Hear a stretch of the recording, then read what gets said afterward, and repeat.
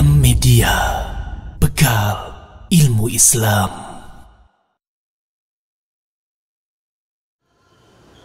Assalamualaikum warahmatullahi wabarakatuh. Alhamdulillah, nahmaduhu wa nasta'inuhu wa nastaghfiruh wa na'udzu billahi min shururi anfusina wa min sayyiati a'malina. May yahdihillahu fala mudilla lahu wa may yudlil fala hadiya lahu.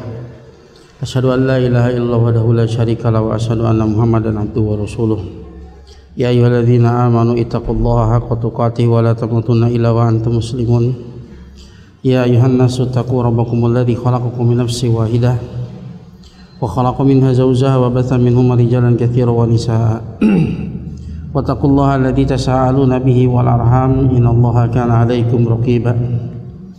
Ya ayyuhalladzina amanu ittaqullaha wa qulu qawlan sadida yuslih lakum a'malakum wa yaghfir lakum dhunubakum wa may yuti'illaha wa rasulahu faqad faza fawzan 'azima. Amma ba'd, fa inna asdaqal haditsi kitabullah wa khairul hadi Muhammadin sallallahu alaihi wasallam wa syarrul umuri muhdatsatuha wa inna kulla muhdatsatin bid'ah wa inna kulla bid'atin dhalalah wa inna kulla dhalalatin finnar.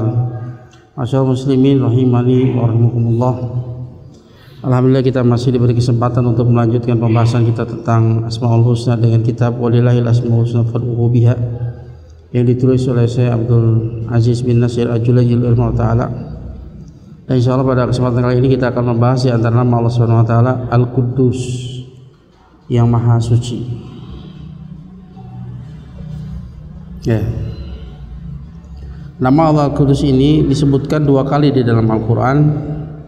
Yang pertama adalah dalam surat Al-Hasr ayat 23, Allah Ta'ala firman, wa huwallahu alladzi la ilaha illa huwal malikul quddusus salamul mu'minun, dan seterusnya. Dia adalah Allah, la ilaha illahu, tidak ada sembahan yang berhak disembah kecuali Dia. Al-Malikul Quddus As-Salam, Dia adalah Al-Malik, sang raja yang sesungguhnya, pemilik yang sesungguhnya. Al-Quddus, yang Maha Suci. As-Salam, ya mirip maknanya, yang Maha Suci. As-Salim minan naqais wal uyub, yang selamat dari kekurangan-kekurangan dan aib-aib. Juga makna As-Salam adalah Dzu Salam, yang memiliki keselamatan. Ya, dalam ayat ini disebutkan Al-Quddus, ya. Disebutkan nama Allah Ta'ala Al-Quddus. Juga disebutkan dalam surat Al-Jumu'ah ayat yang pertama, Allah berfirman, yusabbihu lillahi ma fis samawati wa ma fil ard al-malikil quddusil azizil hakim. Apa-apa yang di langit dan di bumi bertasbih mensucikan Allah Al-Malikil Quddus, ya. Di sini sebutkan Al-Malikil Quddus, sebutkan nama Allah Al-Quddus, Al-Azizil Hakim.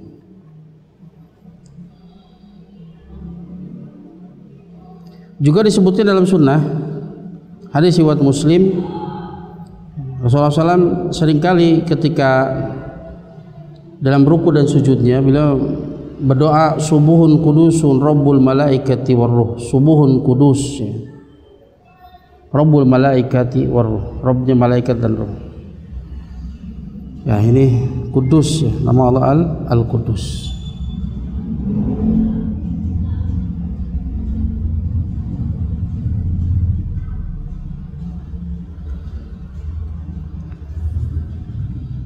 Secara bahasa Al-Quddus itu mengandung dua makna.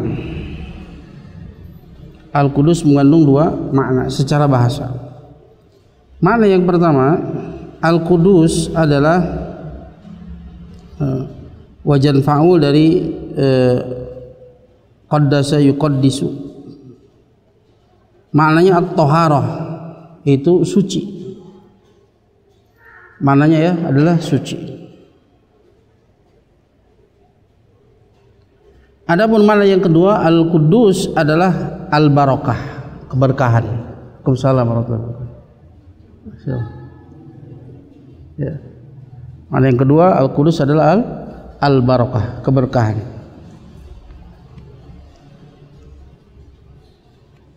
Adapun makna pada hak Allah Ta'ala,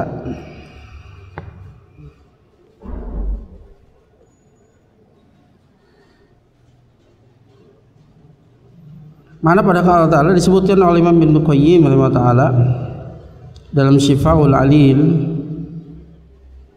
ya, di juz yang kedua halaman 510. Kata beliau, Al-Quddus al-munazzah min kulli syarrin wa naqsin wa aibin. Ya. Kama qala ahlu tafsir,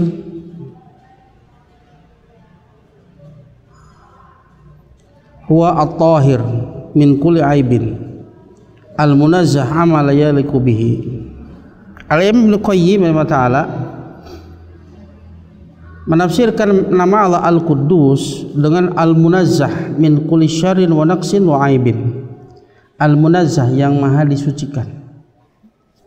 Al-Quddus artinya maha suci, yang maha disucikan dari seluruh keburukan, kekurangan dan aib. Ya, yang disucikan dari seluruh keburukan, kekurangan dan aib. Dan dalam kaidah asma wa sifat, setiap kali kita menafikan sesuatu dari Allah Ta'ala, maka itu mengandung penetapan sifat kesempurnaan yang layak bagi Allah Subhanahu wa Ta'ala. Maka dia yang disucikan dari seluruh keburukan, kekurangan dan aib, ya, yang memiliki sifat-sifat yang sempurna. Sebagaimana disebutkan oleh ahlu tafsir, Al-Quddus artinya adalah Al-Tahir, yang maha suci, min kulli aibin, dari seluruh aib, dari setiap aib. Al-Munazzah amma la yaliqu bihi, yang maha disucikan dari apa yang tidak layak baginya, yang maha disucikan dari apapun yang tidak layak baginya.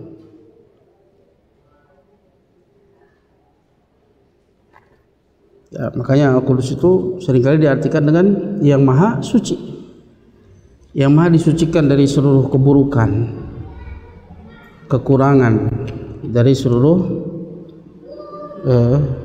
aib.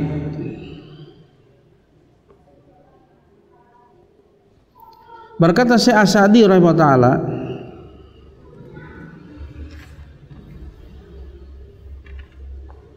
dalam Taisir Karimir Rahman fi tafsiril Kalamil Manan, Syekh As-Sa'di mengatakan, wa min asma'ihi al-Quddus, di antara nama Allah Subhanahu wa taala adalah Al-Quddus, As-Salam, maknanya mirip. Artinya al-mu'azzam, al-munazzah an sifatin naqsi kulliha. Artinya yang diagungkan, yang disucikan dari sifat-sifat kekurangan seluruhnya, dari berbagai sisinya. Ya. Yang diagungkan, yang disucikan dari setiap sifat-sifat kekurangan seluruhnya, ya, dari berbagai sisinya. Wa an yumathilahu ahadun minal khalq, disucikan dari adanya seorang yang menyerupainya, seorang dari makhluknya yang menyerupainya, ya. Fahuwa mutanazzah an jami'il uyub, dia yang tersucikan dari seluruh aib. Nah, ini hanya Allah semata yang seperti ini. Sementara selain Allah Ta'ala pasti memiliki sifat aib, sifat kurang. Sementara Allah Ta'ala al-mutanazzah an jami'il uyub, yang maha tersucikan dari seluruh kekurangan, seluruh aib. Al-mutanazzah an yuqaribahu, bahkan disucikan dari ada seorang pun yang mendekatinya, ya, yang mendekati kesempurnaan. Au yumathilahu ahadun fi syai'in minal kamal, atau disucikan dari sesuatu yang ada sesuatu pun yang menyerupainya di dalam kesempurnaan. Makanya Allah Ta'ala berfirman dalam surat Asy-Syura ayat 11, laisa kamitslihi syai', enggak ada sesuatu pun yang semisal dengannya. Nah, Allah berfirman dalam surat Al-Ikhlas, lam yakun lahu kufuwan ahad, tidak ada seorang pun yang sekufu, setara dengannya. Hal ta'lamu lahu samia, apakah engkau mengetahui ada yang sebanding dengannya? Dan banyak lagi. Fal Qudus kasalam, maka Al Qudus seperti nama Allah As-Salam. Yanfiyani kulla naqsin min jami'il wujuh. Kedua nama tadi yaitu menafikan seluruh kekurangan dari segala sisinya, dari seluruh sisinya. Menafikan kekurangan dari seluruh sisinya. Wa yatadammanil kamalal mutlaq min jami'il wujuh, dan keduanya mengandung kesempurnaan yang mutlak dari seluruh sisinya. Li'anna naqsa idan tafa thabatal kamal kulluhu, karena nakas kekurangan jika dia dinafikan maka ditetapkanlah kesempurnaan seluruhnya. Ini kaidah dalam asma wa sifat. Jika Allah menafikan satu sifat, maka itu menetapkan sifat kesempurnaan yang menjadi kebalikannya. Itu kaidahnya. Karena kalau hanya menafikan itu tidak menunjukkan kepada pujian, tidak menunjukkan kepada kesempurnaan. Contoh misalkan, dinding ini tidak pernah mendolimi seorang pun. Nah ini hanya menafikan saja, tidak menunjukkan pujian, karena dinding tidak disifati dengan sifat dolim. Contoh, Muhammad tidak pernah memukul orang. Ini bukan pujian, karena akan mengandung konsekuensi yang kurang. Kenapa dia tidak memukul? Karena dia tidak punya tangan. Bisa kan? Maka ketika penafian itu pada sifat Allah Ta'ala, maka di sana menunjukkan penetapan sifat kesempurnaan yang menjadi kebalikannya, baru itu pujian. Contoh, Muhammad tidak pernah memukul. Kenapa? Karena dia orang yang adil. Ini baru pujian. Dengan menetapkan sifat kesempurnaan. Makanya dalam banyak ayat Allah berfirman seperti Allahu la ilaha illa huwal hayyul qayyum la ta'khudhuhu sinatun wa la naum. Allah tidak ada sembahan yang berhak disembah kecuali Dia. Kenapa? Karena Dia Al-Hayyu Al-Qayyum, yang memiliki sifat hidup yang sempurna, dan sifat qayyum itu yaqumu, berdiri sendiri dan mengurus yang lainnya. Al-Muqim Al-Qayyum itu Al-Qaim binafsih, Al-Muqim li ghairihi, maknanya. Al-Qaim binafsih, berdiri dengan sendirinya, gak butuh kepada yang lain. Al-Muqim li ghairihi, yang menegakkan yang lainnya, yang mengurusi yang lainnya. Kemudian Allah nafikan dua sifat, la ta'khudhuhu sinatun wa la naum. Tidak menimpanya ngantuk maupun tidur. Sinah itu muqaddimatun naum, sinah itu muqaddimahnya tidur. Tidak menimpanya ngantuk maupun tidur. Ketika menafikan ngantuk dan tidur, di sana mengandung penetapan sifat yang menjadi kebalikan dari sifat yang dinafikan, yaitu sempurnanya sifat hayatnya dan sempurnanya sifat qayyumiyahnya. Maka la ta'khudhuhu sinatun wa la naum adalah takkid, penguat Al-Hayyu Al-Qayyum.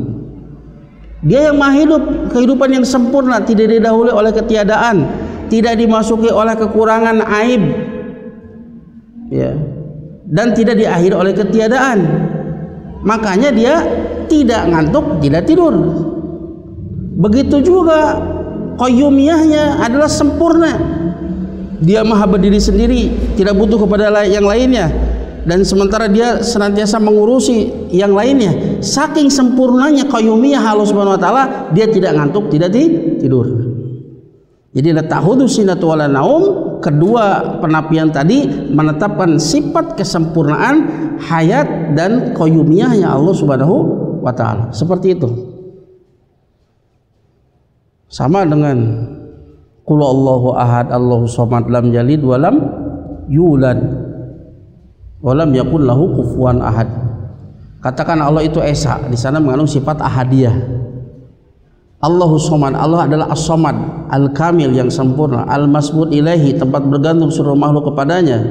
As-samad juga maknanya adalah al-ghani, yang maha kaya, yang maha tidak butuh atas lainnya, sementara yang lainnya butuh kepadanya. Nah, lam yalid walam yulad walam yakun lahu kufuwan ahad, ini menegaskan kembali sifat ahadiyah dan somadiyahnya Allah Subhanahu wa taala. karena dia esa, karena dia maha kaya, maka dia lam yalid, dia tidak melahirkan anak. Kalau melahirkan anak berarti tidak esa. Kalau melahirkan anak butuh kepada anak, Allah nggak butuh kepada anak. Lam yulad lebih tidak masuk akal lagi ya, karena Allah ada al-khaliq, selain Allah adalah makhluk. Ini kaidah, Allah khaliq wa masiwahu makhluk, selainnya adalah makhluk. Nah kalau Allah ada yang melahirkan, bagaimana? Dia adalah al-awwal ya, maka ini lebih tidak masuk akal. Makanya tidak ada satupun agama yang mengklaim kalau Allah punya bapak, tapi banyak yang mengklaim Allah punya anak ya.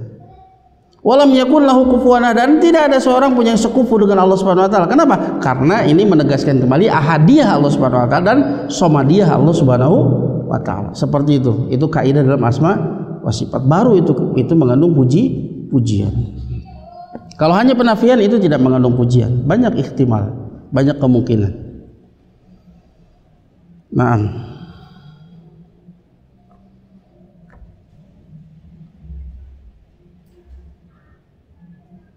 Ya, itulah makna al-Qudus,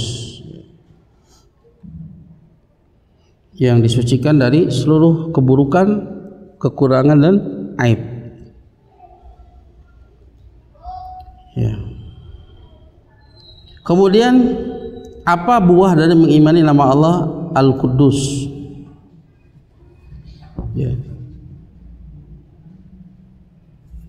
Ya tadi definisi disebutkan oleh As-Sa'di ya, itu lebih komplit ya. Jadi li'anna naqsa idan tafa sabatal kamalu kulluh ya, kekurangan itu jika dia dinafikan maka itu ditetapkan kesempurnaan seluruhnya, yang jadi kebalikan dari apa yang dinafikan tersebut. Itu kaidah di dalam asma wa sifat. Kemudian buah yang pertama ya, ketika kita mengenal nama Allah Al-Qudus, mahabbatu subhanahu wa ta'dimuhu wa ijlaluhu, akan semakin mencintainya, mengagungkan dan memuliakannya. Li'annahu subhanahu al-mutasifu bi sifatil kamalil jalal al-munazzah 'anil naqaisi wal uyub. Wa man kana hadha wasfuhu fa innan nufusa majbulatun 'ala hubbihi wa ta'dhimihi. Ya. Karena Allah Subhanahu wa taala dia bersifat dengan sifat-sifat yang sempurna, sifat-sifat keagungan yang disucikan dari seluruh kekurangan dan aib-aib. Dan yang zat yang seperti ini ya, yang sifatnya seperti ini, maka sesungguhnya jiwa itu diciptakan untuk mencintai dan mengagungkannya ya. Makhluk saja, ada makhluk yang dia memiliki kesempurnaan yang nisbi ya, kesempurnaan yang nisbi, sedikit aib-aib dan sebagainya, itu akan membuat hati ini mencintainya. Maka ada orang yang mengidolakannya, ada orang yang menteladaninya. Itu makhluk yang penuh kekurangan. Lalu bagaimana dengan Allah Subhanahu wa taala yang sempurna dari berbagai sisinya, terbebas dari aib, kekurangan ya, dari seluruh sisinya. Maka siapapun yang mengenalnya pasti jiwanya akan mencintainya, karena jiwa itu diciptakan untuk mencintai yang seperti ini. Semakin sempurna semakin cinta. Wa hadhil mahabbah turisu halawatan fil qalb, maka kecintaan ini akan mewariskan halawah di dalam hati, kelezatan iman di dalam hati. Nuron fi sadri, akan membuahkan cahaya di dalam dada. Wa hadha huwa an-na'im ad-dunyawi haqiqi alladhi yasgharu bi janibihi kullu na'im. Dan ini adalah nikmat ya, nikmat duniawi yang sesungguhnya, yang di sisinya seluruh nikmat itu terasa kecil. Ya, ini semua nikmat itu terasa kecil di sisinya, yaitu nikmat apa? Ketika dia mencintai zat yang maha sempurna, akan timbul dalam hatinya halawah, kelezatan iman, mengenal Allah Subhanahu wa taala, zat yang maha suci dari berbagai sisi, yang maha sempurna dari berbagai sisinya. Ini akan membuat hati kita gembira. Kita punya Rabb yang tak ada duanya, satu-satunya. Ya. Maka nanti kita akan bahas di antara konsekuensi dari mengenal nama Allah Al-Qudus, tidak boleh suudzon. Gak boleh suudzon. Allah itu maha sempurna. Jangan pernah suudzon kepada Allah Subhanahu wa taala. Ini akan membuahkan tumakninah. Tumakninah di dalam hati, optimis, tenang, ya. Tidak bersedih, tidak takut dengan masa depan. Tumakninah. Karena Allah ya maha suci dari seluruh sifat-sifat aib, kekurangan. Maka tidak boleh suudzon kepada Allah Subhanahu wa taala. Ya. Maka kenikmatan ini ya kenikmatan yang lain itu terasa kecil di sisinya. Ya. Kelezatan sejati itu mengenal Allah Subhanahu wa taala. Yang kedua, tanzihu subhanahu fi aqwalihi wa af'alihi wa asma'ihi wa sifatihi an kulli naqsin wa aibin wa ta'abbudu lahu subhanahu bidzalik. Buah yang kedua itu mensucikan Allah Subhanahu wa taala di dalam seluruh ucapannya, seluruh perbuatannya, seluruh nama dan sifatnya dari seluruh kekurangan dan aib.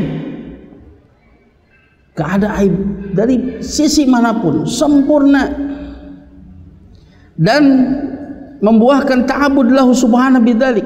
Kita beribadah kepada Allah Subhanahu wa taala dengan semua makna tadi, bahwa semua ucapan Allah itu sempurna. Kalau benar 100% benarnya. Kalau ada 1000% kita katakan 1000%. Sempurna. Di dalam perbuatan yang enggak ada perbuatan yang buruk, semuanya indah. Kita akan bahas nama Allah Al-Jamil. Enggak mungkin keluar dari Al-Jamil kecuali perbuatannya yang jamil, dan tidak akan keluar dari yang jamil kecuali akibat yang jamil pula. Indah semuanya. Kalau antum tahu, masya Allah, antum gak akan pernah suudzon kepada Allah Ta'ala. Ya. Semua nama-namanya, semua sifatnya, semuanya itu maha sempurna, terbebas dari seluruh aib dan kekurangan. Walihada at-tanzih suratun kasiratun minha.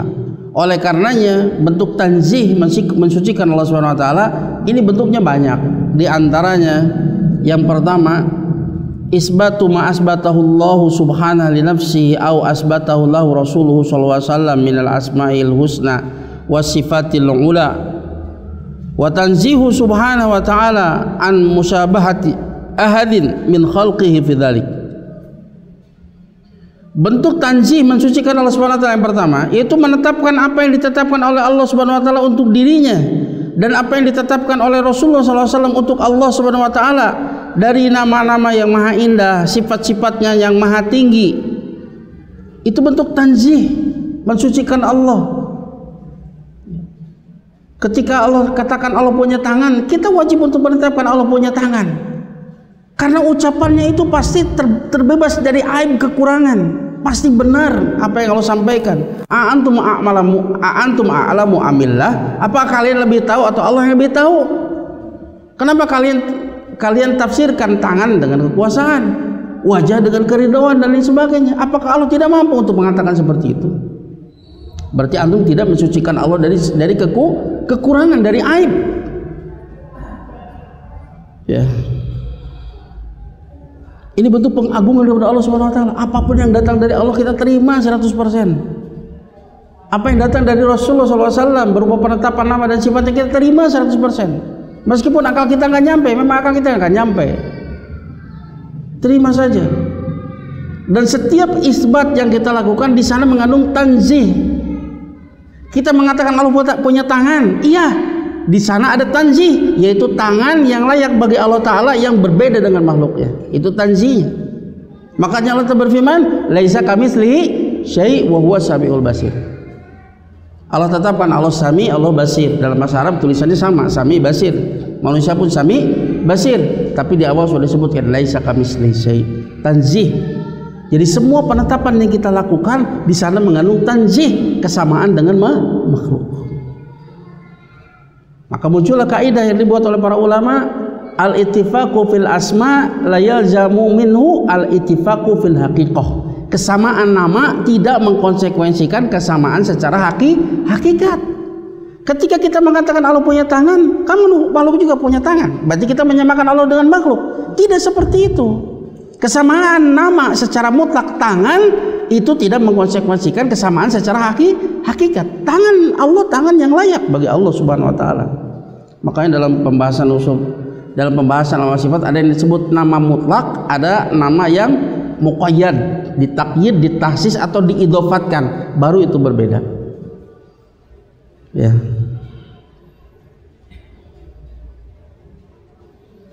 Jadi itu bentuk tanzih kepada Allah Subhanahu wa taala, menetapkan apapun yang Allah tetapkan dan Rasulnya tetapkan. Ya. Akal kita di bawahnya, tunduk dengan apa yang ditetapkan oleh Allah dan Rasulnya. Kalau kita lebih mendahulukan akal, berarti kita menganggap bahwa ucapan Allah dan Rasulnya di sana ada nakes, ada kekurangan. Ya, kita yang lebih hebat. Luar biasa. Waliyadzubillah. Dan mensucikan Allah Subhanahu wa taala dari kesamaan ada satu makhluknya akan dari nama dan sifatnya. Qala Allah Ta'ala berfirman laisa kamitslihi syai' wa huwa samiul basir, Asy-Syura ayat 11. Tidak ada satu pun yang semisal dengannya dan dia Maha mendengar lagi Maha melihat. Allah Maha mendengar, Allah Maha melihat, tapi mendengar dan melihat yang berbeda dengan makhluknya, yang sesuai dengan keagungan dan kesempurnaannya. Mendengar dan melihat yang sempurna, yang tidak ada aib, tidak ada cacat, tidak ada hudud, tidak ada batasan. Berbeda dengan makhluk. Mahdud, manusia itu dibatasi. Walaysa minat tanzih wa ta'dim wa taqdis lillahi ta'ala an tanfiya 'anillahi ta'ala ma asbatahu li nafsihi minas sifati wal af'al. Dan bukanlah termasuk tanzih, mensucikan dan mengagungkan, ya, mensucikan Allah Ta'ala, yaitu engkau menafikan dari Allah Ta'ala apa yang Allah tetapkan untuk dirinya berupa sifat-sifat dan perbuatannya. Itu bukan tanzih namanya. Makanya kita menetapkan tapi tidak sampai tasbih, kita menafikan tapi tidak sampai ta'til, kita tanzih tapi tidak sampai ta'til, kita mensucikan tapi tidak sampai kebablasan, sampai ta'til. Ta'til itu menafikan. Itu bentuk gulunya. Gulu dari isbat tasbih, gulu dari tanzih ta'til. Nah itu. Kita pertengahan. Wasatiyah.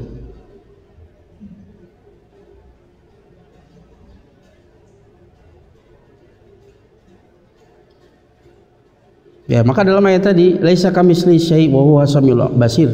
Inilah timbangannya asma wa sifat. Allah menafikan kesamaan sesuatu pun padanya dengan makhluknya. Akan tapi dia menetapkan sifat mendengar dan melihat baginya. Allah lebih tahu tentang dirinya. Tentunya dengan sifat yang berbeda dengan makhluk. Kemudian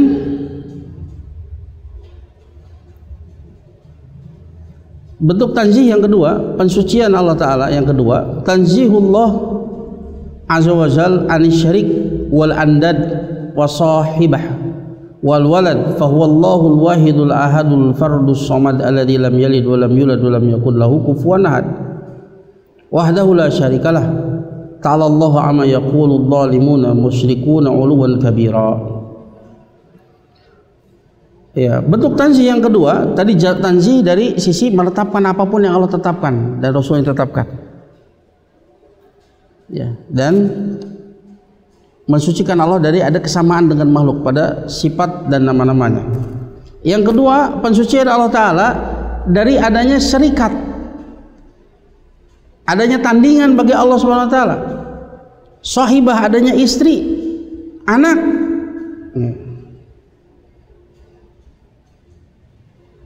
Dan dia Allah Subhanahu wa taala Al-Wahidul Ahad, yang satu lagi esa. As-Samad, yang maha kaya, yang maha tidak butuh atas selainnya. Makanya dia lam yalid wa lam yulad wa lam yakul lahu kufuwan ahad. Ya. Sesuatu yang tidak serikat baginya. Maha suci Allah, maha tinggi Allah dari apa yang mereka dikatakan oleh orang zalim, orang musyrik dengan ketinggian yang sangat. Orang musyrik mengatakan, Allah sebutkan dalam surat Al-Anbiya ayat 26, wa qalu takhadhar rahmanu walada, mereka mengatakan Ar-Rahman itu punya anak. Ini ucapan yang sangat besar. Ini menurunkan derajat Allah Subhanahu wa taala. Kalau Isa disebut Tuhan, itu mengangkat derajat Isa, berlebihan di dalam memuji Isa bin Maryam, mengangkat dari derajat makhluk kepada derajat Khalik. Tapi kalau menyebutkan Allah punya anak, itu menurunkan derajat Khalik kepada derajat makhluk. Ini lebih buruk. Kalau tadi mengangkat manusia kepada derajat Tuhan, ini tidak menurunkan derajat Allah kepada derajat makhluk, menyamakan Allah dengan makhluk. Ini seburuk-buruk ucapan ini. Ucapan Allah punya anak. Ya. Nah, konsekuensinya kalau Allah punya anak berarti Allah nggak esa. Ada anaknya, karena anaknya itu ada sejenis dengan bapaknya. Berarti Allah butuh kepada anak. Dan menyamakan Allah dengan makhluk ini seburuk-buruk perbuatan. Kita saja manusia disamakan dengan hewan, kita marah.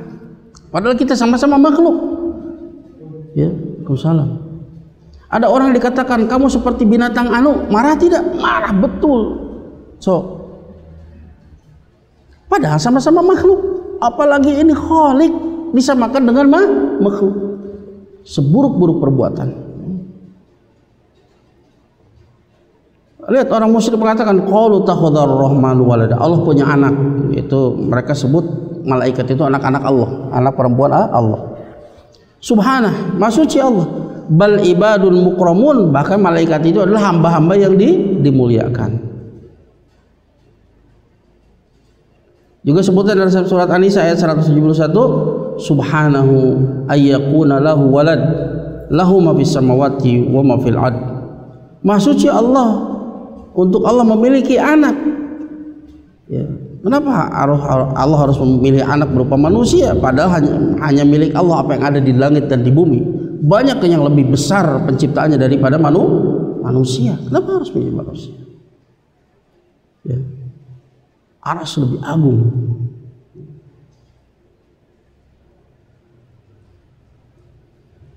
Ya. Yaitu tanzih yang kedua.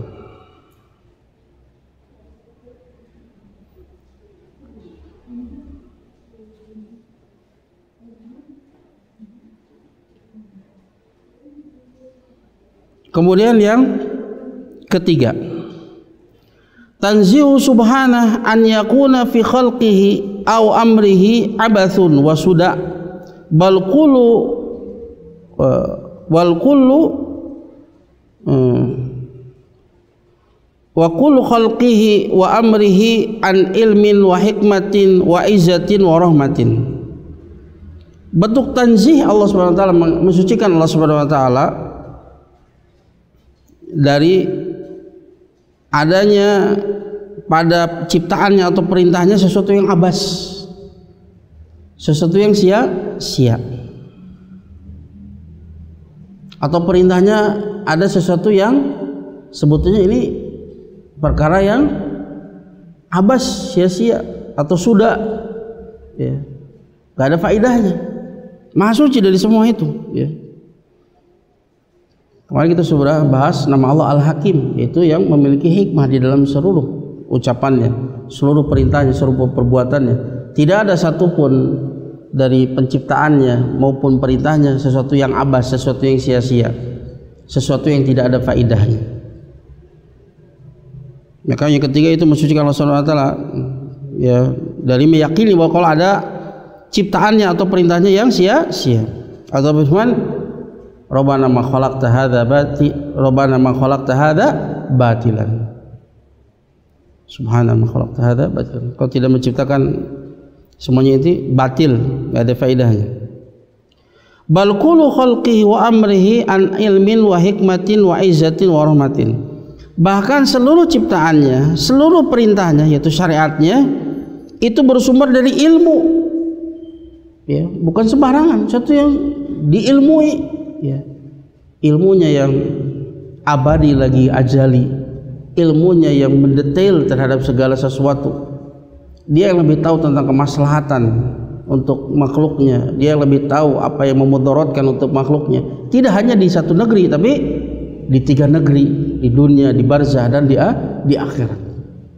Hikmah, pasti segala sesuatunya itu ada tujuan. Gak mungkin tanpa tujuan. Ada hikmah di balik semua itu. Dan pasti Allah meletakkan segala sesuatu pada tempatnya. Gak mungkin zalim. Apa yang Allah ciptakan, apa yang Allah syariatkan, dan semuanya bersumber dari izzah, dari kemuliaan Allah Subhanahu wa taala. Enggak mungkin Allah sia-sia menciptakan segala sesuatu. Ya. Kekuasaan, kemuliaan, warahmah, dan di sana mengandung rahmat. Ya, maka di antara rahmat Allah taala apa? Dari semua apa yang Allah ciptakan, apa yang Allah syariatkan, itu di sana merupakan asar dari rahmat Allah Subhanahu wa ta'ala. Baik kita menikmatinya, pemandangannya, baik dari sisi faidahnya, dan mungkin dari hikmah-hikmah yang lain yang mungkin kita nggak tahu, seperti adanya rembulan, ya, tidak hanya untuk menyinari di malam hari, tapi juga dia memiliki pengaruh gravitasi terhadap bumi. Banyak perkara yang kita nggak tahu, masih sedikit yang baru kita bisa gali. Dan hikmah-hikmah penciptaan Allah Subhanahu wa ta'ala, semuanya itu menunjukkan rahmat Allah Subhanahu wa ta'ala. Nah, kemudian ya, itu tahakum, ya. Yang keempat, buahnya adalah tahakum ila syar'ihi subhanahu, berhukum dengan syariat Allah Subhanahu wa ta'ala. Wal hukmu bihi wa ridha bihi wa taslim lahu, ya, berhukum dengannya, kemudian ya menetapi hukumnya, ridho dengannya, pasrah dengannya, serah sumerah. Apapun yang datang dalam syariatnya itu pasti benar, pasti benar. Kalau kita tidak memahami, yang kita suudoni akal kita yang nggak paham, maka obatnya fas'alu ahla dzikri in kuntum la ta'lamun. Tanyakan kepada ahlul dzikr, ahlul ilm, jika kalian tidak mengetahuinya. Itu obatnya. Ya. Tak mungkin ada yang salah di dalam syariatnya, karena dia datang dari Al-Alim, Al-Hakim, Al-Khabir, ya, Al-Quddus, yang terbebas dari semua aib dan celak. Ya. Idh inna man rafadha tahakkuma ila syar'illahi aw ra'a annal maslahata fi ghairihi fa innahu lam yuqaddisillaha azza wa jal wa lam yunazzihu 'anil naqsi. Ya, karena ya, jika sesungguhnya orang yang menolak untuk berhukum dengan syariat Allah azza wa jal, atau dia melihat bahwa masalah itu ada pada hukum selain apa yang diturunkan oleh Allah azza wa jal, maka sesungguhnya dia belum mensucikan Allah Subhanahu wa taala dan belum mensucikan Allah taala dari kekurangan-kekurangan. Berarti dia menganggap ada kekurangan pada hukumnya, hukum yang lain itu lebih baik atau setara dengannya, atau boleh menggunakannya dan meninggalkan hukum Allah taala, maka itu semua adalah kekafiran, kekufuran. Enggak boleh. Wa man lam yahkum bima anzalallahu fa ulaika humul kafirun.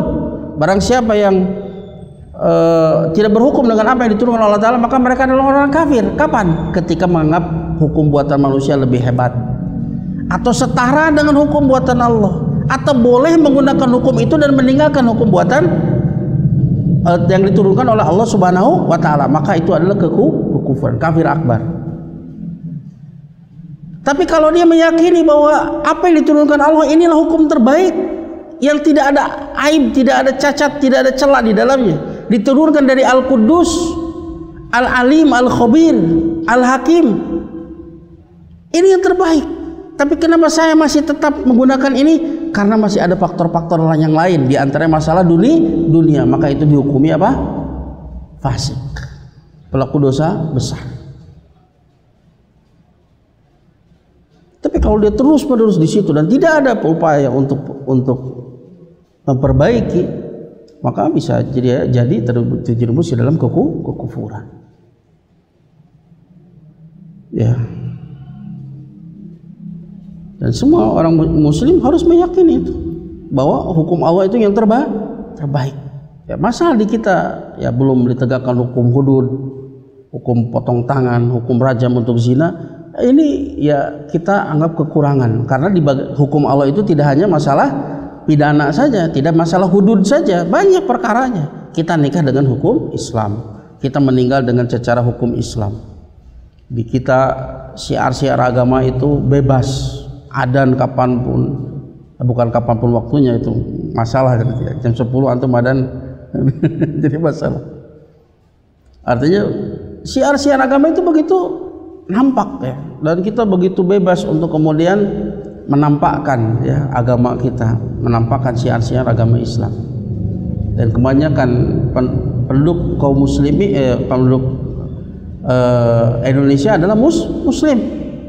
Makanya ketika daurah di Batu, Malang itu, ketika datang para masyayikh dari Ibnu Saud ya, mereka mengundang teman-teman yang dianggap ya mereka mengkafirkan negara Indonesia, diundang semuanya itu, kelompok-kelompoknya diundang. Kita duduk bersama, kemudian kita diskusikan apakah negara ini negara Islam atau bukan.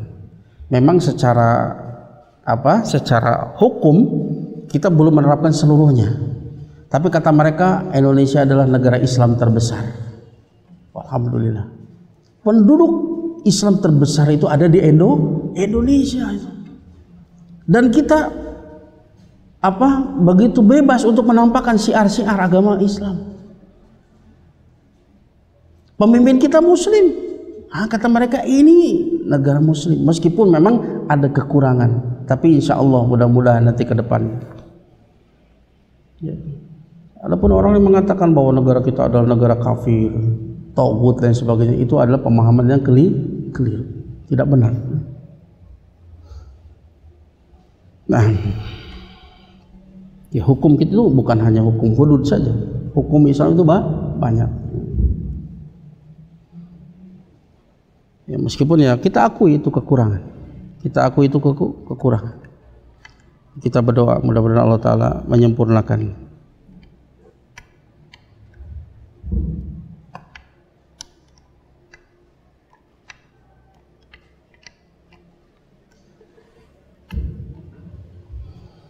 Nah, buah yang kelima. Buah yang kelima, al-bu'du anidh-dhanni su' bi rabbil alamin. Ya. Buah yang kelima dari mengimani nama Allah Al-Quddus, yaitu menjauhi diri dari su'udzon kepada Rabb semesta alam. Karena dia Al-Quddus, yang maha sempurna, yang maha disucikan, yang maha terbebas dari seluruh aib, kekurangan, dari seluruh keburukan. Maka nggak boleh suudzon kepada Allah Ta'ala, karena dia yang maha suci, terbebas dari seluruh keburukan, seluruh kekurangan, seluruh aib. Maka buahnya adalah nggak boleh suudzon kepada Allah Ta'ala. Lianna su'adzan billahi ta'ala yaqdihu fi tanzihi subhanahu waladhi huwa mujibu ismihi subhana al-quddus.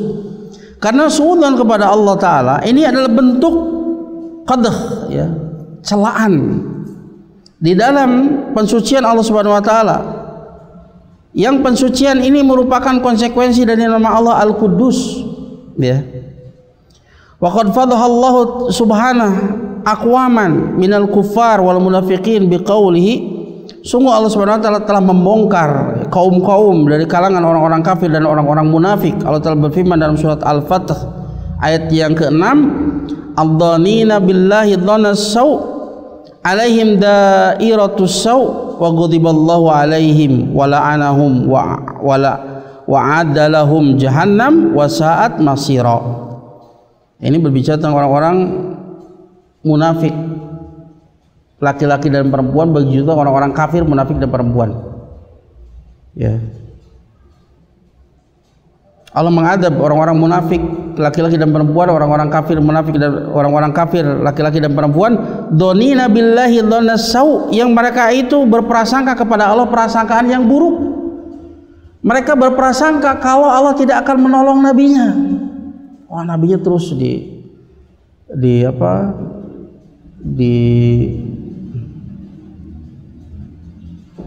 ditindas, ya. Dan Allah tidak akan mengangkat kaum muslimin. Mereka berprasangka buruk, ya. Alaihim dairatus sau', dan kata Allah Ta'ala atas mereka itu, ya, giliran yang buruk atas mereka. Allah murka kepada mereka dan Allah melaknat mereka dan Allah siapkan bagi mereka jahanam dan dia adalah seburuk-buruk tempat kembali. Kenapa mereka diadab? Karena mereka berprasangka yang buruk. Dan Allah mengikuti persangkaan hambanya kepadanya. Dalam hadis riwayat Ahmad disahihkan oleh Al-Albani, Rasulullah bersabda, Allah Ta'ala berfirman, nasib ini hadis kursi. Allah Ta'ala berfirman, ana inda dhanni abdi bi, in dhana bi khairan falahu wa in dhana syarran falahu. Aku sesuai dengan persangkaan hambaku kepadaku. Jika hambaku berprasangka baik, maka baginya kebaikan. Jika hambaku berprasangka buruk, maka baginya adalah keburukan. Ya. Maka jangan pernah berprasangka buruk kepada Allah Subhanahu wa taala. Kalau kita berdosa, oh kayaknya Allah akan mengadab saya, Allah tidak akan mengampuni saya. Enggak boleh seperti itu. Ya ibadiyah, qul li ibadi, ya ibadiyalladzina asrafu ala anfusihim la taqnatu min rahmatillah innallaha yaghfiru dzunuba jami'an. Jangan kalian berputus asa dari rahmat Allah. Sesungguhnya Allah mengampuni dosa seluruhnya. Jangan putus asa. Ya, banyak cepat mohon ampun kepada Allah Subhanahu wa taala.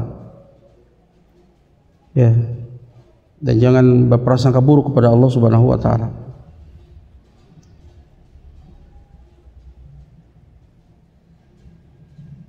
Terutama ketika sedang sakaratul maut, ya.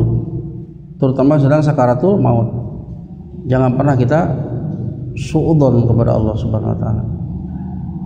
Ketika kita tertimpa musibah, apalagi musibah terbesar yaitu ketika sakaratul maut. Rasulullah bersabda dalam hadis Muslim, la tamutanna ahadukum illa wa huwa yuhsinu billahi dhall. Rasulullah berwasiat kepada kita, jangan sekali-kali salah seorang di antara kalian, ya, mati. Janganlah salah seorang di antara kalian itu mati kecuali dia dalam keadaan husnudzon kepada Allah Ta'ala. Ya. Ini perlu lebih perhatikan lagi ketika sakaratul maut. Ya. Faqulu dhannin la yaliqu bihamdihi wa hikmatihi wa rahmatihi wa ilmihi fahuwa su'udzon billahi ta'ala. Maka setiap persangkaan yang tidak layak dengan keterpujiannya Allah Subhanahu wa taala, tidak layak dengan hikmah Allah Ta'ala dan rahmatnya, dan juga tidak layak dengan ilmunya Allah Subhanahu wa taala, maka itu bentuk su'udzon kepada Allah Ta'ala. Wa min thamma fahuwa qadhun fi mujibi ismihi subhanahu al-quddus. Dan ya, hal itu disebabkan karena bentuk su'udzon adalah celaan pada konsekuensi dari nama Allah Subhanahu wa taala Al-Quddus.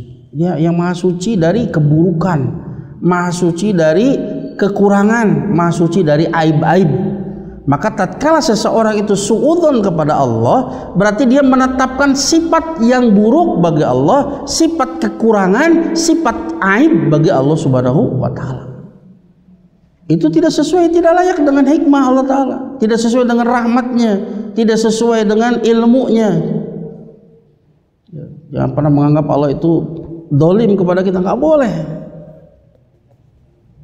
Seandainya kita dapat musibah, ini karena kasih sayang Allah Ta'ala. Allah menegur kita agar supaya kita cepat bertobat di dunia, agar supaya kita kembali ke jalan yang benar, agar supaya dosa-dosa kita Allah ampuni, agar supaya kita mendapatkan pahala dari kesabaran, agar supaya Allah Ta'ala mengangkat derajat kita, dan lain seterusnya. Maka hendaknya seorang muslim tidaklah dia berprasangka kepada Allah kecuali prasangka yang baik. Gak boleh dia suudzon kepada Allah Subhanahu wa taala. Maka barang siapa yang merasa kalau Allah itu tidak pernah mendengar doanya, maka dia telah suudzon kepada Allah Subhanahu wa taala. Pada Allah katakan bahwa dia adalah As-Sami'. As-Sami'ud doa, yang maha mendengar doa, lagi maha mengijabah doa. Jangan pernah menganggap Allah tidak mendengar. Allah maha mendengar. Allah tahu keluh kesah kita, Allah tahu kekurangan-kekurangan, Allah tahu apa yang kita butuhkan. Akan tetapi Allah pun lebih tahu kapan pengabulan itu Allah berikan. Atau kita suudzon kepada diri kita, mungkin ada perkara-perkara yang menghalangi Allah untuk mengijabah doa kita. Di antaranya itu perkara-perkara yang diharamkan Allah Ta'ala.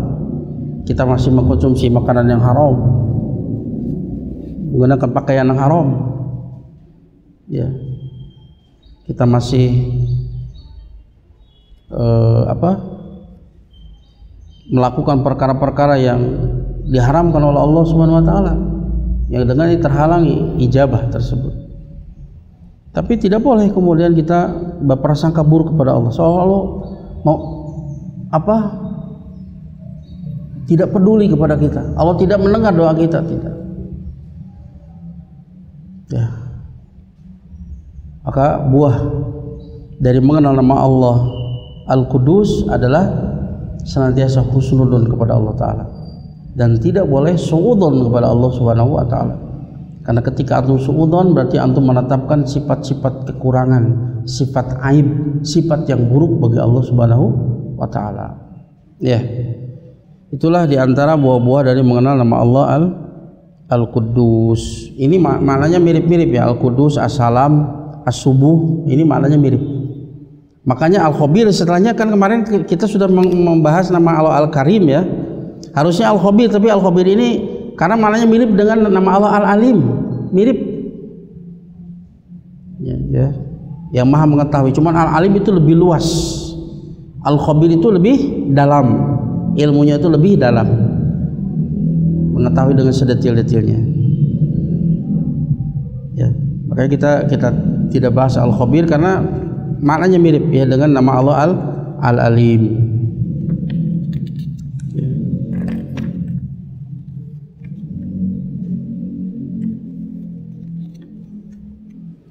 Ya, mungkin itu yang bisa saya sampaikan terkait dengan nama Allah Al-Qudus. Sebelum ditutup barangkali ada pertanyaan, silakan.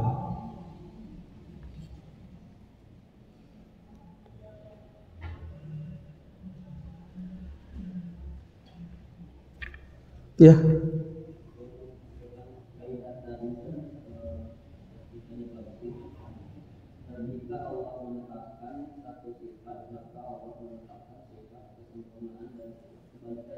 Iya, kesempurnaan yang menjadi kebalikan dari apa yang dinafikan tersebut. Yaitu di sini Syekh As-Sa'di membahasakannya itu dengan li'anna naqsa idan tafa sabatal kamalu kullu. Karena sungguhnya kekurangan jika dia dinafikan maka itu menetapkan kesempurnaan keseluruhannya. Atau ya, itu dibahasakan seperti itu. Jadi an-nafyu di dalam nama dan sifat itu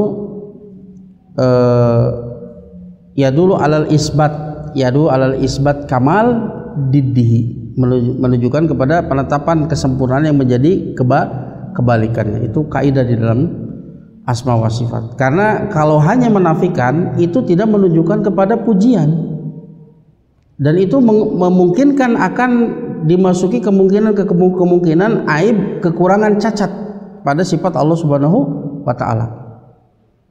Sementara semua sifat Allah taala itu terbebas dari aib, cacat, keburukan dari berbagai sisinya. Karena hanya menafikan itu tidak menunjukkan kepada kesempurnaan. Seperti tadi, Muhammad nggak pernah memukul. Ada kemungkinan yang buruk, yang tidak sempurna, karena dia tidak memiliki tangan atau dia seorang pengecut, bisa saja. Tapi kalau ditetapkan yang kesempurnaan yang menjadi kebalikannya, maka itu menjadi pujian. Muhammad tidak pernah memukul karena dia orang yang adil. Nah, itu baru pujian. Jadi sebuah penafian itu tidak menunjukkan pujian sama sekali, karena penafian itu tidak ada hakikatnya.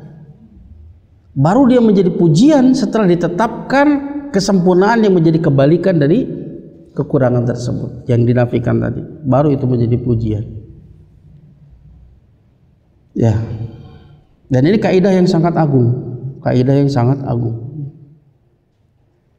Ya, sedikit orang sadar tentangnya. Ini menunjukkan betapa sempurnanya sifat-sifat Allah Subhanahu wa taala. Tidak ada satupun yang Allah nafikan kecuali di sana mengandung sifat kesempurnaan yang menjadi kebalikannya. Ya. Bahkan menafikan itu sendiri, itu Ahlussunnah memiliki metode, dan itu diambil dari Al-Quran dan As-Sunnah. Penafian dalam Ahlussunnah wal Jamaah adalah penafian itu secara global. Makanya an-nafyu itu mujmal, wal isbat mufassal. Tapi ketika menetapkan itu mufassal, rinci. Makanya datang penafian itu dalam bentuk global.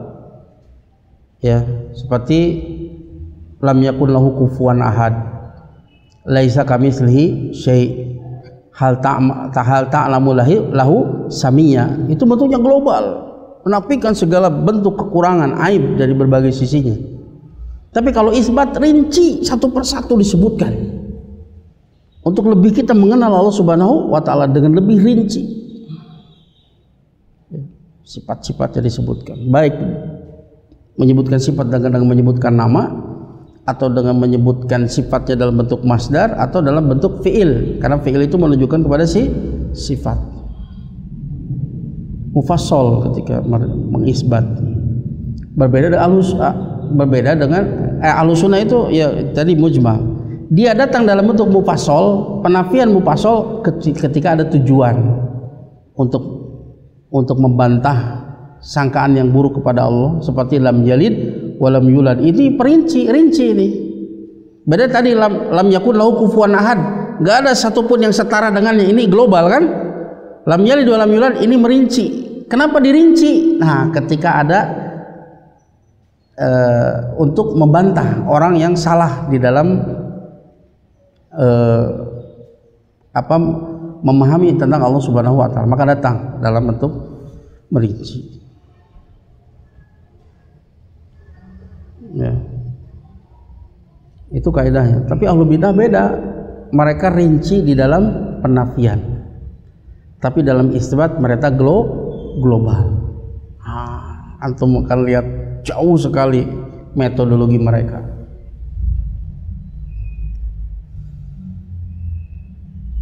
Sehingga antum akan melihat keanehan-keanehan. Orang yang mendewakan akal tapi cara berpikirnya aneh. Maka akal itu ketika tidak dibimbing oleh syariat, maka dia akan menuju kepada apa? Kegilaan. Gila. Hasilnya gila. Gak masuk akal. Makanya seperti Jahmiyah itu, mereka maksud mereka itu mensucikan Allah Ta'ala dari kesamaan dengan makhluk. Tapi akhirnya mereka sampai pada kesimpulan Allah itu la maujuda wala ma'duma wala hayata wala mauta wala jahila wala alima. Dia menafikan sesuatu yang saling menafikan. Enggak wujud juga tidak ada. Tidak hidup juga tidak mati. Padahal semua yang wujud pasti memiliki salah satu sifat tadi. Imam wujud atau ma'dum. Imam mati atau hayat atau mati. Imam alim atau jahil. Mereka nafikan keduanya. Kenapa? Kalau mereka menetapkan wujud berarti menyamakan dengan yang wujud. Allah itu wujud berarti menyamakan dengan yang wujud. Sama punya sifat wujud kan? Berarti menyamakan dengan semua yang ada. Kalau dia menampakkan makdum, Allah itu tidak ada. Allah nggak ada, berarti menyamakan dengan yang tidak ada. Maka mereka nafikan dua-duanya, wala maujuda wala makduma. Dan ini sesuatu yang apa? Mustahil. Mustahil ada nggak? Nggak ada kenyataannya. Hakikatnya mereka menafikan Rabb. Maksudnya adalah mensucikan Allah dari kesamaan makhluk dan mensucikan Allah dari kesamaan dengan yang tidak ada. Akhirnya apa? Menafikan Allah Subhanahu wa taala. Maka produknya gak masuk akal. Rusak akalnya. Ya, menolak ayat-ayat yang begitu banyak Allah berada di atas gara-gara sebuah kaidah. Allah maujud bila makan. Allah ada tanpa tempat. Saha nu ngomongna eta gitu. Teu nyawa. Dari sini. Antum akan menyaksikan keanehan ya kalau membahas tentang asma wa sifat itu. Keanehan berpikir. Maka kalau ada orang mengatakan akal sehat dan sementara dia sendiri orang kafir, nah itu bukan akal sehat. Akal yang rusak. Karena akal tidak dibimbing oleh syariat itu rusak. Syariat yang kemudian membimbing akal itu sehingga dia berpikir rasional. Akal itu punya keterbatasan. Ada perkara-perkara yang akal itu nggak boleh masuk ke dalamnya, termasuk dalam nama dan sifat Allah Ta'ala. Bukan majal lil akal ini. Terima saja dari informasi dari Allah dan Rasulnya, selamat itu. Enak kan? Enak. Coba kalau tidak dibimbing oleh akal, maka akal terus akan mencari. Akhirnya apa? Dia tidak pernah berhenti untuk berpikir, memikirkan sesuatu yang di luar kemampuannya. Makanya cekol baheula tong jorot teuing cenah. Nuntut ilmu itu bisi gelo tah nu kieu. Ketika tidak dibimbing oleh syariat bahaya. Bahaya, dia akan dibawa oleh setan.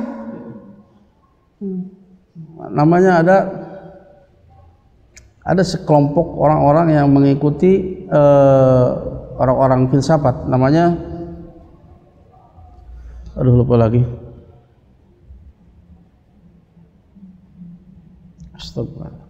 Ada. Jadi dia itu sampai meragukan sesuatu yang hissi saja, dia sampai ragu. Anak katakan misalkan ini buku dari kertas, bisa saja bukan dari kertas. Itu teori relativitas. Nggak ada kebenaran yang mutlak. Apa ujungnya? Ragu-ragu. Segala sesuatu ragu-ragu. Ada kawin ya ragu. Segala orang yang tersiksa orang seperti itu, bukan akalnya sehat. Orang menderita orang seperti itu. Ujungnya kegilaan. Sebab ragu. La haula wala quwwata illa billah. Ya. Ya, ada lagi pertanyaan? Ya, Pak. Sudon.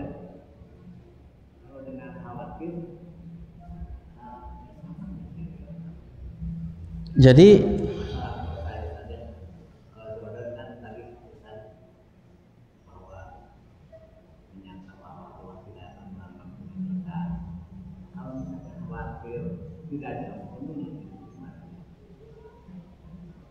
ya, misalkan kita khawatir Allah tidak mengampuni dosa, masih banyak dosa-dosa kita, itu dari sisi bahwa bukan kita suudzon kepada Allah. Allah itu sudah menunjukkan bahwa la taqnatu min rahmatillah innallaha yaghfiru dzunuba jami'an. Allah mengampuni dosa seluruhnya. Allah Maha Pemaaf. Tapi kan di sana seandainya kita tobat ada syaratnya. Jadi kita bukan suudzon kepada Allah, bukan. Kita husnudzon, Allah pasti mengampuni kita. Pasti. Cuman masalahnya kita sudah memenuhi syarat-syaratnya atau belum. Nah, di situ. Maka itu bukan suudzon kepada Allah, bukan. Itu namanya khauf ya. khauf itu namanya khauf, dan memang harus ada. Nggak boleh kita lepas begitu saja, kemudian kita hanya roja saja, nggak boleh. Harus disertai dengan khauf. Allah itu pasti menerima tobat kita, pasti. Cuman masalahnya syarat-syaratnya harus terpenuhi. Inilah yang membuat kita lebih hati-hati. Karena kalau tidak dibarengi dengan khauf tadi, itu akan membuat kita lalai. Wah, sudahlah, mau berbuat dosa juga karena Allah maha pemaaf. Tidak seperti itu. Makanya ketika Allah mengabarkan Nabi ibadi annal ghafurur rahim, kabarkan kepada hambaku bahwa sesungguhnya akulah yang maha pengampun lagi maha penyayang. Wa anna adzabi huwal adzabul alim. Tapi beritahu juga kepada hambaku bahwa sesungguhnya adabku adalah adab yang pedih, seimbang. Jadi kalau seperti tadi, bukannya kita suudzon Allah gak akan mengampuni, gak mungkin. Allah itu maha penyayang, maha pengampun. Allah akan mengampuni dosa-dosa kita. Cuman kekhawatiran kita itu dari sisi syarat-syaratnya. Apakah syaratnya sudah kita penuhi atau tidak, sehingga kita berusaha untuk memenuhi syaratnya. Kemudian apakah tobat yang sudah saya lakukan itu sudah taubatan nasuha, tobat yang betul-betul ikhlas dan mencakup seluruh dosa saya. Bisa jadi ada dosa yang saya belum tobati. Nah, itu khawatir di situ saja. Ya, itu kepada Allah. Maka ya jangan pernah suudzon kepada Allah Subhanahu wa ta'ala, karena Allah maha terbebas dari aib, keburukan, kekurangan. Ya, kalau kita suudzon berarti kita menetapkan sifat buruk bagi Allah, sifat kekurangan, maka tidak boleh suudzon. Tapi tetap tadi dari sisi bahwa apakah kita sudah memenuhi syaratnya atau tidak. Berbeda dengan makhluk. Kalau kepada makhluk boleh kita misalkan bukan suudzon, tapi berdasarkan bukti-bukti. Pada asalnya kepada seorang muslim itu kita husnudon. Tapi kalau ada bukti-bukti yang menunjukkan akan keburukannya, maka itu bukan suudzon namanya, tapi waspada. Karena ada bukti. Kalau tidak ada bukti nggak boleh kita untuk suudzon kepada seorang muslim. Tapi kalau sudah ada bukti track recordnya seperti itu, nah itu bukan suudzon namanya, tapi hati-hati, waspada. Benten ya banyak. Memang rada sekedik. Alhamdulillah banyak. Tapi kepada Allah nggak boleh sama sekali ada suudzon kepada Allah. Kalau kepada makhluk itu ya karena memang makhluk itu ada keburukan, ada kekurangan. Tapi kepada Allah nggak boleh sama sekali. Maka dengannya membuat kita itu senantiasa bahagia, tumakninah, nggak bersedih, ya. Hatta sesuatu yang kita benci saja, sesuatu yang buat kita sedih, maka kita yakin di balik semua itu ada rahmat Allah, di balik semua itu ada ampunan Allah, di balik semua itu ada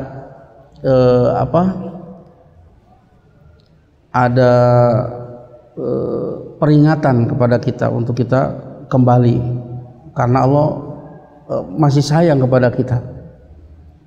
Ya, coba kalau tidak diberikan peringatan, tiba-tiba langsung dicabut adekku. Itu luar biasa. Di balik semua itu, luar biasa. Kita menyaksikan kasih sayang Allah begitu berlimpah kepada kita. Buat kita itu lapang dada. Melihat segala masalah itu dengan kacamata yang jernih, ya. Hatta termasuk ketika ada orang yang mendolimi kita, ya. Kita lihat bahwa dia hanya sekedar sebab utamanya sudah kita bahas, masyiatullah, kehendak Allah. Kalau Allah nggak berkehendak akan terjadi itu. Kalau kita ditipu orang, ya, itu membuat kita, Allah menghendakinya, ada hikmah di balik semua itu, sehingga tidak membuat kita terlalu sakit hati dengan orang tersebut. Dan namanya sakit hati itu setan akan buat semakin parah itu. Dan itu sebetulnya bagi kita sendiri adalah penyakit. Matak tetiasa bobo banyak. Nyeri hati ku si eta. Coba kita kembalikan kepada penyebab sesungguhnya Allah Subhanahu wa ta'ala yang maha sayang kepada kita. Itu akan membuat kita tenang. Dia itu aja sekadar sebab, dan membuat kita itu mudah untuk memaafkan manusia. Dan semoga kita pun dimaafkan oleh Allah Subhanahu wa ta'ala. Dosa kita lebih banyak. Ya, cukup ya. Semoga yang sedikit ini diterima sebagai amal saleh di sisi Allah Subhanahu wa ta'ala.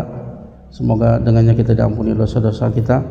Naktafi bihadzal qadar, astaghfiruka subhanaka Allahumma wa bihamdika asyhadu an la ilaha illa anta astaghfiruka wa atubu ilaik.